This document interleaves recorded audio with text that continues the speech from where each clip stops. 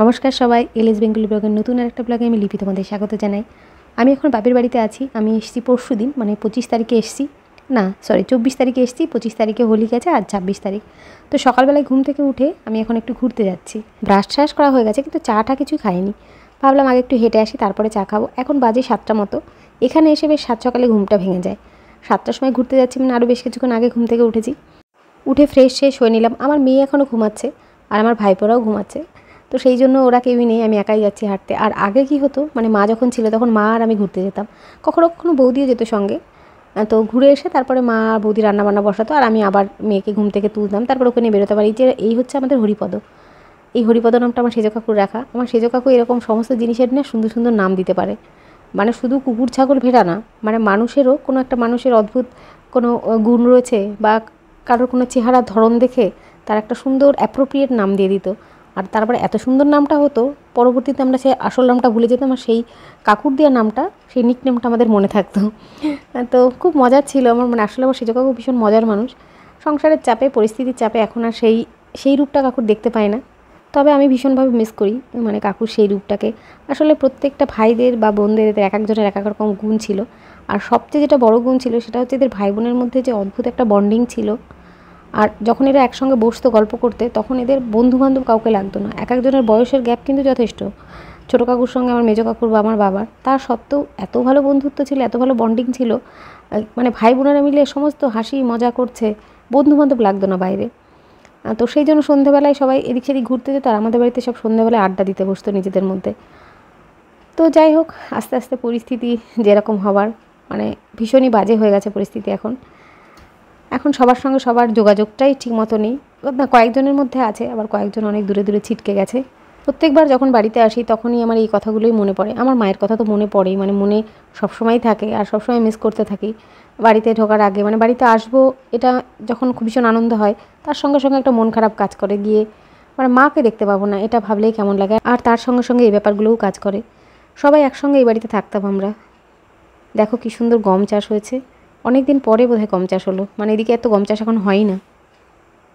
একদিকে সবুজ আর একদিকে সোনালি, কি সুন্দর কালার কম্বিনেশন।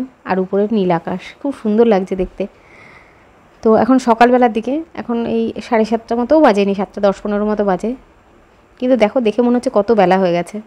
খুব একটা বেলা কিন্তু না, মানে হালকা হালকা রোদ উঠেছে। হালকা না, মানে ভালোই রোদটা উঠেছে। আর এই যে ক্ষেতটা দেখছো, এটা হচ্ছে আমাদের বাড়িরই, মানে আমাদের ফ্যামিলির। দেখো বলতে গিয়ে কেমন হেজিটেশন হচ্ছে। আসলে মানে জমিগুলো ভাগ হয়ে গেছে তো সব। এই জমিটা আমার একটা কাকুর ভাগে পড়েছে। তো সেই জন্য এখন ভাবতে পারি না যে এরকম ভাগ ভাগ হয়েছে। যখন এই জমিগুলো হলো আমাদের, মানে কেনা হলো, তখন একটা যুদ্ধ জয়ের মতো ব্যাপার। এই জমিটা যখন কেনা হলো, তো তখন আমাদের হচ্ছে, একটা গাছ লাগালেও সেটা আমাদের হচ্ছে। তো ভাগ বটরা হয়ে যাওয়ার পরে আমাদের আর কিছুই থাকে না, সব অমুকের, অমুক কাকুর, তমুক কাকুর। মানে কেমন একটা লাগে আমার, আমি তো মানতেই পারি না এখনও। তো যাক, মানতে হয় পরিস্থিতির কারণে। আস্তে আস্তে সংসার বাড়লে সবাই আলাদা আলাদা হয়ে যায়, যোগাযোগও থাকে না, দূরে দূরে চলে যেতে হয়। কিন্তু আমাদের বাড়ির যোগাযোগটা না খুব অদ্ভুত, মানে বিশ্রীভাবে কেটে গেছে। সেটা আমার ভালো লাগে না, মানতেও ইচ্ছে করে না।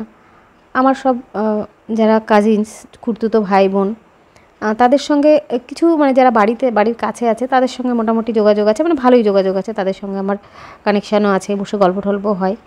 কিন্তু যারা একটু দূরের, তাদের সঙ্গে আমার খুব সুন্দর একটা সম্পর্ক ছিল একটা সময়ে, ছোটো বয়সে। সেই সম্পর্কটা এখন মানে একদম নেই। এটাই আমার কেমন, মানে মনে পড়লেই কেমন বুকের মধ্যে মুচড়ে ওঠে। মানে উঠতো কদিন আগে পর্যন্ত, তবে এখন সেসবগুলো আমি ত্যাগ করে দিয়েছি। এখন আমি বুঝে গেছি সমস্ত কিছু, যে এগুলো কিছুই না। আমি যে যাদেরকে নিয়ে মনটা খারাপ করব, যাদের কথা ভাববো, তারা সেই ছোটো ছোটোগুলোর কথা ভেবেই কাটবো। তারা যে বড় হয়ে গেছে সেটা তারা একদম অন্য মানুষ। তাদের প্রতি আমার কোনো ফিলিংস নেই। আমার ফিলিংস আছে সেই ছোট্ট ছোট্ট বাচ্চাগুলোর উপরে, যাদের সঙ্গে যারা দিদি খাইয়ে না দিলে খাবো না, দিদি স্নান করিয়ে দেয়, দিদির হাতটা কুচকুচে হাত, মানে এই যে কথাগুলো বলতো, তাদের সঙ্গে আমার সম্পর্কটা। তো আমি তাদেরকেই মনে রাখতে চাই আমার স্মৃতিতে। যারা বড় হয়ে গেছে, তারা কী হয়েছে আমার জানার দরকার নেই। তাদের সম্পর্কে আমি আর কোনো কমেন্ট পাস করতেও চাই না। আমার কাছে আমার সেই ছোট্ট ছোট্ট ভাই বোনগুলো আমার স্মৃতিতে থাকুক, এটুকুই বলবো। অনেক কথা বোধহয় বলে ফেললাম। যাকে আসলে এগুলো আমার মনের ভাবনা। আর আমি যখন সমস্ত কিছু বলার চেষ্টা করছি, আর এই ব্লগিং চ্যানেলটা শুধুমাত্র আমার কি বলবো, মানে ইউটিউব আর্নিং করবো সেরকম একটা চ্যানেল নেই। এর মধ্যে আমি আমার অনেক স্মৃতি, আমার অনেক চিন্তা ভাবনা সমস্ত কিছু শেয়ার করতে চাই, যেটা ভবিষ্যতে আমি দেখবো, আমার ভালো লাগবে বা আমার সন্তান দেখবে। আমার কিছু জিনিস এগুলো স্টোর হয়ে থাকবে, এই কারণে এই ব্লগিং চ্যানেলের মধ্যে আমি সমস্ত কিছু শেয়ার করতে চাই। মানে যতটা সম্ভব, সমস্ত কিছু তো আর শেয়ার করা যায় না সোশ্যাল মিডিয়াতে। তো তার মধ্যে আমার চিন্তা ভাবনা, আমার মনের ভেতরের যে দুঃখ আছে বা যে ভালো লাগাগুলো আছে, সবই আমি একটু একটু করে শেয়ার করতে চাই। তো চলো এখন হেঁটে আসি একটু পাশের বাড়িতে। তার আগে বাড়ির ওখানে গিয়ে খোঁজ নিয়ে নিলাম মেয়ে ঘুম থেকে উঠেছে কিনা। যদিও মেয়ে ঘুম থেকে উঠলে কোনো সমস্যা নেই, উঠে ও মামির কাছে ব্রাশ ট্রাশ করে খেয়ে দেও নেবে, তাও একটু খোঁজ নিয়ে নিলাম। কারণ বৌদিরও পুচকে একটা রয়েছে, মানে আমার ভাইপো বড়টা রয়েছে, ও বড় হয়ে গেছে, কিন্তু ছোটোটা তো একদমই ছোটো। তো সেই কারণে দুটো উঠে গেলে বৌদির পক্ষে সামলানো সম্ভব নয়। তো সেই জন্য একটু খোঁজ নিয়ে নিলাম। আর এখানে দেখো, এখানে এই কুকুরের বাচ্চাগুলো এখানে সব খেলাধুলা করছে। আমার আবার এই যে কুকুর বেড়াল এই জিনিসগুলো তো ভালো লাগে, কুকুর বেড়াল পাখি সবই ভালো লাগে। তো আমি একদিনকে আমার এই কুকুর বেড়াল পাখি এদের প্রতি যে প্রেম সেই গল্পও শোনাবো। তো তার আগে কাকিমার দোকান থেকে 1 প্যাকেট বিস্কিট কিনে নিলাম, ওদের একটু খাওয়াবো। তো আমার হাতে তো পয়সা নেই, কাকিমাকে বললাম কাকিমা আমি কিন্তু পয়সা নিইনি। তো কাকিমা সেটা নিয়ে হাসছে, বলছে না তোকে এখনই পয়সা দিতে হবে, মানে মজা করে বলছে। তারপরে বলছে তোকে পয়সার কথা বলেছি আমি। এই যে কাকিমা, এই কাকিমার গল্প একদিন করব। মানে অনেক দুঃখ কষ্ট, মানে শোক এই মানুষটার উপর দিয়ে গিয়েছে, জীবনটা অনেক সংগ্রাম করে এখানে এসেছে। ভুল ত্রুটি অনেক রকম থাকে মানুষের জীবনে, সব কিছু নিয়েই মানুষ, কিন্তু যে স্ট্রাগল বা যে সংগ্রামটা করেছে সেটা দেখে অনেক কিছু শেখার আছে। আমরা ছোটো ছোটো বিষয় নিয়ে দুঃখ পেয়ে যাই, আশা ছেড়ে দিই, কিন্তু এই কাকিমাকে আমি দেখেছি কামড়ে পড়ে থাকা, মানে মাটি কামড়ে পড়ে থাকা বলে না, পড়ে থেকে এইখানে এসে পৌঁছেছে। তো যাই হোক, আমি কুকুরদের বিস্কুট খাওয়ানো হয়ে গেল, এখন যাচ্ছি এই বাড়ির ভেতরে, মানে কাকিমাদের বাড়ির ভেতরে। এখানে যে ঠাকুমা আছে তাকে আমি কেঁদে বলি, এদের সঙ্গে একটু দেখা করে আসি। বা কাকিমাদের বাড়ির প্রত্যেকের সঙ্গে আমার খুব ভালো সম্পর্ক, মানে এরা আমাদের ফ্যামিলি টাইপেরই, মানে এক্সটেনশন ফ্যামিলি বলা যেতে পারে। আর এখানে দেখছি এখানে বেগুন গাছে, মানে পাশের এরা নতুন প্রতিবেশী। এরা যখন মানে এই পুরনো যারা ছিল তাদেরকে আমি চিনতাম, মানে তারা আমাদের একদম ছোটোবেলা থেকে চিনি, কিন্তু তারা চলে গেছে, এরা নতুন প্রতিবেশী এসেছে, কিন্তু এদেরকে আমি অত চিনি না। কিন্তু গাছগুলো লাগিয়েছে সেগুলো একটু দেখাচ্ছি তোমাদের। শিম গাছে শিম হয়েছে, তবে এই শিমগুলো কেমন একটা পোকা ধরে গেছে, লঙ্কা গাছেও পোকা ধরে গেছে। তো যাই হোক, এই গাছপালা দেখে আমি এখন বাড়ির ভেতরে ঢুকছি। এই বাড়িতে ঢুকতে গেলে আমার মনটার মধ্যে কেমন একটা হয়ে যায়, মানে আসলে এই বাড়ির বড়ো কাকিমা, আর বড়ো কাকিমা আমাকে অনেক ছোটোবেলা থেকে দেখছে, মানে আমার বিয়ের পরে কাকিমা যখন বিয়ে হয়ে আসে আমি তখন ছোট্ট। তো সেই কারণে আমার প্রতি কাকিমার একটা ভালোবাসা ছিল, স্নেহ ছিল। আর কাকিমার যে ছেলে দুটো ছেলে ছিল, তো সেই দুটো ছেলের সঙ্গে মানে ওরা আমার নিজের ভাইয়ের মতোই। তো বড় ছেলেটা অনেক ছোটো বয়সে মারা গেছে, ছোটোটা যে ভাই সুকান্ত, ও তো আমার নিজের, মানে দিদি দিদি করে এমন করে ডাকবে যে কেউ দেখে মানে ভাববে যে আমার নিজের মায়ের পেটের ভাই। আর ওই বড় কাকিমার সঙ্গে আমার মায়ের সম্পর্ক খুব ভালো ছিল, মানে কখনো ঝগড়া হচ্ছে, কখনো আবার বন্ধুত্ব হচ্ছে, দুজন হেঁটে বেড়াচ্ছে একসঙ্গে, মর্নিং ওয়াকে যাচ্ছে। তো আমার মা চলে যাওয়ার পরে, মানে মা মারা যাওয়ার পরে 7-8 মাসের মধ্যে কাকিমাও মারা যায়। আর এই দেখো কাকিমার বৌমা, যে বড় কাকিমার কথা বলছি তার বউ, মানে সুকান্তর বউ এখানে রান্না করছে। আর এখন আমি বাড়ি চলে এসেছি, এসে দেখছি আমার বৌদিও রান্না বসিয়ে দিয়েছে। এখানে বৌদি মানে ময়মার সবজি টবজি কেটে দিচ্ছে, আর আমাকে চাটা গরম করে দিল। আমি তো বললাম চা খেয়ে যাইনি, এখন আমি একটু চা খাচ্ছি আর চিড়ে ভাজা। এদিকে আমার মেয়ে কিন্তু টানা ঘুম দিচ্ছে, মানে কালকে এত হুটোপাটা করেছে, মানে এখানে আসলেই ওটা হয় ওর, মানে সারাদিন ধরে এত ছটফট করে এবার এখানে খেলছে ওখানে খেলছে, রাতেও তো তাড়াতাড়ি ঘুমোতে চায় না, মানে আমার ছোটোটার সঙ্গে ছোটো ভাইপোর সঙ্গে দৌড়াদৌড়ি করে বেড়াচ্ছে।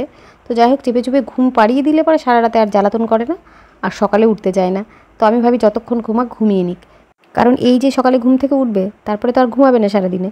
তো আমি এখন বসে বসে চিড়ে ভাজা খাচ্ছি আর বৌদির সঙ্গে আর মাইমার সঙ্গে গল্প করছি, এই পাড়ার গল্প টল্প খবরাখবরই নিচ্ছি এই আর কি। ইতিমধ্যে আমার ছোটো ভাইপোটা ঘুম থেকে উঠে পড়েছে, উঠে মা মা করে ডাকা শুরু করেছে। আমি নিতে এলাম কোলে, তো দেখো মুখটা করে আছে, আমার সঙ্গে উঠবে না, মানে আমি কোলে নিলে উঠবে না, ও মাকেই চাই। তাকাচ্ছে এমন করে, আমি কিন্তু অনেক আদর করে ডাকছি আয় বাবা কোলে আয়, ও কিছুতেই আসবে না।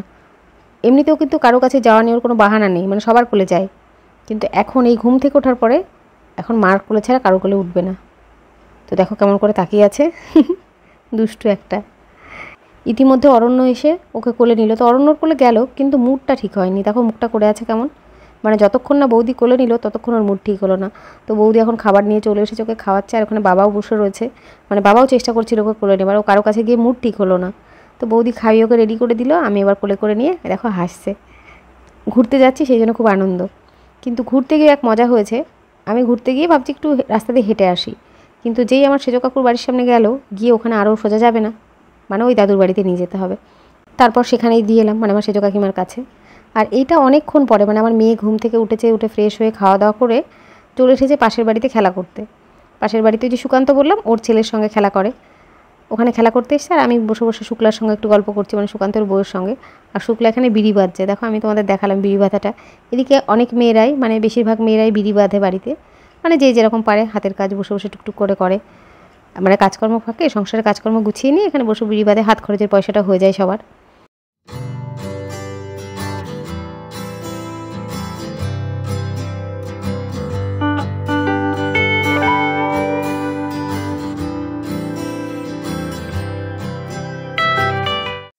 অনেকক্ষণ গল্প টল্প করলাম শুক্লার সঙ্গে করে, এখন বাড়ি যাচ্ছি। কিন্তু আমার মেয়ে এখন বাড়ি যাবে না, এখানে সবাই বসে ক্যারাম খেলছে, ও যাবে এখন বড়দের সঙ্গে ক্যারাম খেলতে।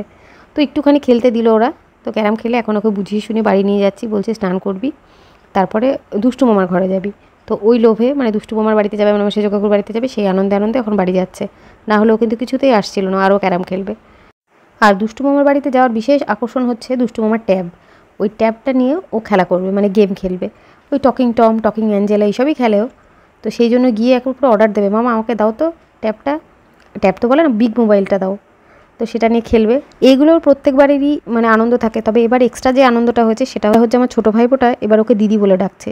ও এখন কথা বলতে শিখেছে, অল্প অল্প একটা দুটো শব্দ বলে, মানে জি জি জি জি করে ডাকে। আর সেটা আমার মেয়েকে এত আনন্দ দিয়েছে কি বলবো, মানে ও একটু বড় হয়েছে এই আর কি। তো এখন আমি মেয়েকে স্নান করিয়ে দিয়েছি, আমি এখন যাচ্ছি ছাদে জামাকাপড়গুলো আনতে, আমিও স্নানে যাব। ছাদে আসাই হয়নি এবার, এসে মানে বাড়িতে এসে ছাদেই আসিনি। মা যখন ছিল মার সঙ্গে 2-3 বার ছাদে আসতামই। তো ছাদে নিয়ে জামাকাপড়গুলো নিয়ে, ওই জন্যই মানে আসলে মায়ের কথা মনে পড়ে ছাদে এসে, সেই জন্য এসে আমি খুব একটা ছাদে আসি না এখন আর। তো জামাকাপড়গুলো নিয়ে নিচে চলে এলাম। তো ছাদে মায়ের কথা মনে পড়ে, কারণ এই ছাদ নিয়ে মায়ের অনেক কি বলবো থাকে না, ছাদে বসে এই করবো, ছাদে বসে ওই করবো, এরকম ব্যাপারটা ছিল আমার। আসলে কাঁচা বাড়িতে ছিল তো আগে, মানে পাকা বাড়ি হওয়ার পর ছাদে গিয়ে বসে থাকবো, ছাদে গিয়ে রোদ পাওয়াবো, ছাদে জামা কাপড় মেলবো, এটা মার একটা স্বপ্ন ছিল। তো যাই হোক বেশি দিন এনজয় করতে পারলো না, এটাই যে দুঃখ। তো আমার মেয়ের এখন স্নান করা হয়ে গেছে, আর ওদিকে দুষ্টু মামার বাড়ি যাওয়ার কথা ভুলে গেছে। এখন এই গেমটা, মানে ছোটো ভাইয়ের গেমটা নিয়ে এখন খেলা করছে। আর এটা হচ্ছে বিকেলবেলার দিকে, অনেকক্ষণ খেলা ঠেলা হলো। এবার আমি ওদেরকে নিয়ে একটু বেরিয়েছি, বৌদিও বেরোবে, কিন্তু পুচকেটা এখন ঘুমাচ্ছে, সেই জন্য বৌদি বেরোতে পারলো না, আমি দুটোকে নিয়ে এই রাস্তার দিকে চলে এলাম। রাস্তায় বেরোলেই অনেক লোকজন রয়েছে, মানে সব পাশের বাড়ির কাকিমারা বোনরা সবাই ঘোরাঘুরি করছে। তো যাব গিয়ে, আমার মেয়ে তো খেলতে শুরু করে দেবে আমি জানি। এই দেখো আমার মেয়ে,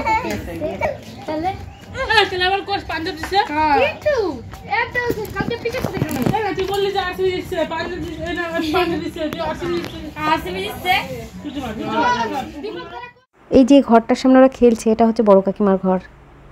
এখানে বসে বসে কত গল্প করতাম, আর যখন এসে বসতাম যা রান্না হতো, এটা খা মেয়ে, এটা মানে হাতে যা থাকছে খাচ্ছে সেটা একটু দিয়ে দিত। তো মানুষ থাকে না, কথাগুলো থেকে যায়। তো যাই হোক আমার মেয়ে ওখানে খেলছে, ও কিছুতেই এলো না। আর আমি চলে এলাম আবার একটু মাঠের দিকে। এসে দেখছি ওখানে চন্দনা কাকিমা ওই মাঠে যেন কি করছে, মানে পেঁয়াজ তুলে নিয়ে গেছে, পেঁয়াজ পড়ে আছে, ওখানে পেঁয়াজ কুড়োতে গেছে, পেঁয়াজ রসুন এখানে এদিকে এরকম হয়েই থাকে, মানে চাষ টাস করার পরে বা জমিতে চাষ দেওয়ার পরে এরকম পেঁয়াজ রসুন পড়ে থাকে, লোকজন সবাই এসে কুড়িয়ে নিয়ে যায়। তো কাকিমাকে দেখে আমি ভাবলাম আমি একটু যাই, মাঠটা ঘুরে আসা হবে, তোমাদেরকে একটু দেখানো হবে। এই দেখো এখানেও অনেক পেঁয়াজ চাষ হচ্ছে, এদিকে পেঁয়াজ রসুনের চাষটা একটু বেশি হয়। আর আছে কলা বাগান আছে। আর এই দেখো পেঁয়াজ তুলে এখানে কাটা ফাটাও হয়েছে, সেগুলো সব পড়ে আছে। আর ওই দেখো চন্দনা কাকিমা পেঁয়াজ কুড়োচ্ছে। আর এই সময় গ্রামের মধ্যে ঢুকলে পরে পেঁয়াজ রসুনের যে গন্ধটা সেটা পাওয়া যায়, মানে ম্যাক্সিমাম বাড়িতেই পেঁয়াজ রসুন তোলা হয়েছে, কাটা হচ্ছে, তো সেই কারণে পেঁয়াজ রসুনের যে গন্ধ সেটা পাওয়া যায়। আর এই গন্ধের কথা বলতে একটা কথা মনে পড়ে গেল। তো কয়েক বছর আগে, মানে আমার বিয়ের 1-2 বছর আগে, আমার ছোটো পিসি এরকম শ্বশুরবাড়ি থেকে এসছে। আর ছোটো পিসি তখন একাই আসে, ভাই বড় হয়ে গেছে। তো এসে ওই বাস স্ট্যান্ডে নেমেছে, আর আমি গেছি এগিয়ে আনতে। তো আসছি পিসির সঙ্গে, আসতে গিয়ে এরকম পেঁয়াজ রসুনের সময়, আর বাইরে এরকম গন্ধ পেঁয়াজ রসুনের। পিসি বলছে এখানে জাস্ট একটু মাংস ছেড়ে দিলে হবে, মানে ছেড়ে দিতে হবে, তাহলে মাংস রান্না হয়ে যাবে। তো পিসি এমন মজার করে বলছিল কথাটা, মানে বলেছিল, আমার সেই কথাটা এখনও মনে পড়ে। যখনই এই পেঁয়াজ রসুনের গন্ধটা পাই তখনই ছোটো পিসির ওই কথাটা মনে পড়ে। আর এখানে দেখো পেঁয়াজের বীজ রাখা হয়েছে, মানে এই বীজ ছড়ালে বোনা পেঁয়াজ, যেগুলো ছোটো ছোটো পেঁয়াজ হয় অনেক দিন থাকে, সেই পেঁয়াজগুলো হবে।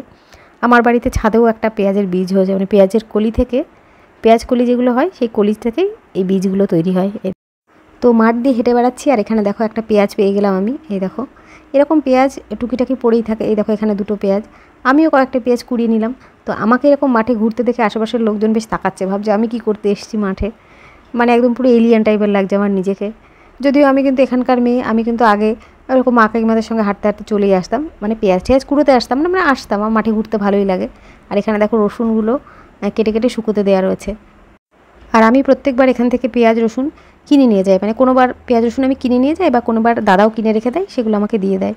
মানে পেঁয়াজ কিছুটা কিছুটা রসুন, তারপরে নিয়ে আসার পরে সেটা খানিকটা আবার ঝুমাকে দিই, খানিকটা মাসিকে দিই, মানে এরকম প্রত্যেকবারই হয়। এবছর এখনও কিনলাম না, কারণ পেঁয়াজ রসুনগুলো এখনও কাঁচা রয়েছে, ভালো করে শুকোবে সেই রসুনটা নিতে হবে। তো সেই জন্য এখন কিনলাম না, কয়েকদিন পরে কিনবো, মানে বৌদি হয়তো কিনে রাখবে, পরের বার এসে আমাকে দিয়ে দেবে এরকম। আগেরবার যেমন আমি কিনিনি, দাদাই কিনে রেখেছিল, সেখান থেকে আমাকে দিয়ে দিয়েছিল, আমি নিয়ে গেছিলাম। আর ওই দেখো সবাই ঘুরে বেড়াচ্ছে, আর ওই দিকটা হচ্ছে আমাদের পাকা রাস্তাটা, যে রাস্তাটা দিয়ে আসি আমরা, সেই রাস্তাটা। আর এখানে একটা পুকুর আছে, একটা দাদা পুকুর কেটে রেখেছে, মানে দাদার পুকুর একটা। পাড়ার লোকজন সবাই, কেউ দাদা কেউ কাকা, হ্যাঁ এক একটা সম্বোধন করে ডাকা হয় সবাইকে। তো চলো একটু এগিয়ে যাই, আবার দেখা এখানে যেন এই যে খেজুর গাছ কাটা রয়েছে, এখনও খেজুর গাছে হাঁড়ি পাতা হচ্ছে, মানে অল্প অল্প রস হচ্ছে। এখানে একটা সবেদা গাছ, এদিকটা অনেক দিন আসা হয় না আমার, আমি কিন্তু বেশ অনেকগুলো পেঁয়াজ পেয়ে গেছি।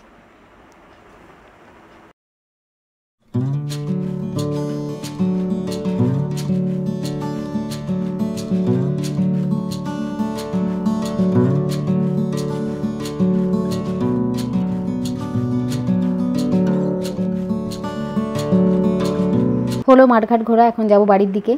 আমার মেয়ে কিন্তু ওখানে আর নেই, আমার মেয়ে অনেকক্ষণ আগে সেজো কাকিমা এসে নিয়ে গেছে। সেজো কাকিমার সঙ্গে মানে রাস্তা দিকে বেরিয়েছিল, বেরিয়ে তারপর সেজো কাকিমার সঙ্গে বাড়ি চলে গেছে, বা রাস্তা দিয়ে হাঁটাহাঁটি করছে, আমি ঠিক জানি না। আর এদিকে চন্দনা কাকিমা যাচ্ছে পেছনে পেছনে, আমি চন্দনা কাকিমা মানে একটু আগে আগে এগিয়ে গেছে, আমি আসলে ভিডিও করতে করতে যাচ্ছি, আর রাস্তায় দেখা হচ্ছে, কারোর সঙ্গে কথাবার্তা বলছি। পাড়ার দিকে গ্রামের দিকে এরকমই হয়, মানে প্রচুর পরিচিত লোকজন, সবাই ডেকে জিজ্ঞাসা করছে কী ব্যাপার, কেমন আছিস। তারপরে যারা আমার শাশুড়ির ব্যাপারটা শুনেছে তারা জিজ্ঞাসা করছে কী হয়েছিল, যারা শোনেনি তারা একটু অবাক হচ্ছে। এই সব কথাবার্তা বলতে বলতে এগোচ্ছি, আর তোমাদেরকে সব দেখাতে দেখাতে নিয়ে যাচ্ছি। এরকম লাউয়ের মাচা, দেখো লাউ ধরে রয়েছে। আমার মা মানে এই ধরনের লাউ মাচা, কুমড়ো মাচা আমার মা তো সবসময় বাড়ির মধ্যে লাগাতে থাকতো, বৌদিও লাগায়, তবে বৌদি এখন দুটো বাচ্চাকে নিয়ে হিমশিম খাচ্ছে। আর এইগুলো লাগালে তো হলো না, এর সঙ্গে এগুলো যত্ন আত্মীয়রও ব্যাপার আছে। আর ওইখানে দেখো কেঁদে রাস্তার উপরে বসে রয়েছে, এরকম আমরাও আগে বসে থাকতাম রাস্তার উপরে, মানে তখন এরকম কংক্রিটের রাস্তা ছিল না, মাটির রাস্তা ছিল, আর পাশ দিয়ে প্রচুর ঘাস হতো, মানে দুব্বো ঘাস ভর্তি থাকতো, আর এইরকম পুরো মনে হতো কার্পেটের মতো, তার উপরে আমরা বসে বসে গল্প করতাম। আর শীতের সময় তখন রোদ থাকতো, দুপুরবেলা এসে রোদ পোয়াতাম। এখন আর সেই অবস্থা নেই, ঘাসই নেই বেশি, মানে দুব্বো ঘাস নেই। তো এখানে তাও বসে গল্প করছে, এখানে রয়েছে কেঁদে, এটা রয়েছে বড় মা, আর এই হচ্ছে ইনি সম্ভবত এই যে নতুন বাড়িটা হয়েছে এই বাড়িতে একজন ঠাকুমাই হবে, বা জেঠিমাকেও একজন হবে, মানে এনাদের সঙ্গে আমার সেরকম ঠিক আলাপ নেই। আর এবার যাই টুকটুক করে বাড়ির দিকে যাই, অন্ধকার হয়নি পুরোপুরি, তবে অন্ধকার নামছে। গিয়ে দেখি আমার মেয়েটা কী করছে, কোথায় আছে, বা বাড়ির পুচকে দুটোই বা কী করছে। অরণ্য তো বোধহয় পড়াতে এসছে সম্ভবত, টিচার।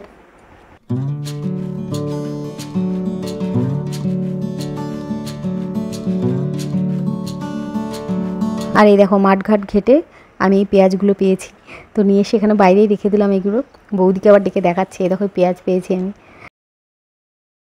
তো এই সময় সন্ধ্যেবেলা একজন দিদিমণি আসে পড়াতে ওদের, তো সেটা পড়ানো হয়ে গেছে, মানে অরণ্যকে পড়াতে আসে, আর আমার মেয়েও রোজ বসে যায় পড়তে, মানে বসছিল এই কদিন, তো পড়াশোনা হয়ে গেছে ওদের। 3 ভাই বোনে মিলে এখন খেলা করছে, আর এই ছোটোটা বিরক্ত করছে, মানে বড় দুটো খেলছে আর ছোটোটা শুধু বিরক্ত করে যাচ্ছে। ওই দেখো আমার মেয়ে ছবি আঁকছে আর হাতটা টেনে টেনে ধরছে বারবার, কিন্তু আমার মেয়ে এতটুকু বিরক্ত হচ্ছে না বা রেগে যাচ্ছে না, মানে ভাই যে ওকে জ্বালাতন করছে ওটা ওর বেশ ভালো লাগছে, মানে ও তো দিদি এখন, তো সেই দিদিত্বটা ফলাচ্ছে ভাইয়ের উপরে সবসময়, মানে জ্বালাতন করবে, আমি দিদি, আমার কিছু যায় আসে না, এরকম একটা ব্যাপার। তো যাক এরকম আনন্দ করেই কাটুক দিনকাল ওদের, আমাদেরও এরকম হতো, মানে আমার পিসি মেয়েরা যখন আসতো তখন খুব মজা হতো। তো যাক সেসব গল্প অন্য কোনো ব্লগে শোনাবো, আজকের ব্লগটা এখানেই শেষ করছি। তোমাদের ভালো লাগলে লাইক করে দিও, আর যদি আমার চ্যানেলটা ভালো লাগে তাহলে সাবস্ক্রাইব করে দিও। তাহলে আজকের মতো সবাইকে টাটা, সবাই ভালো থেকো, সুস্থ থেকো, সাবধানে থেকো, দেখা হচ্ছে পরের ব্লগে।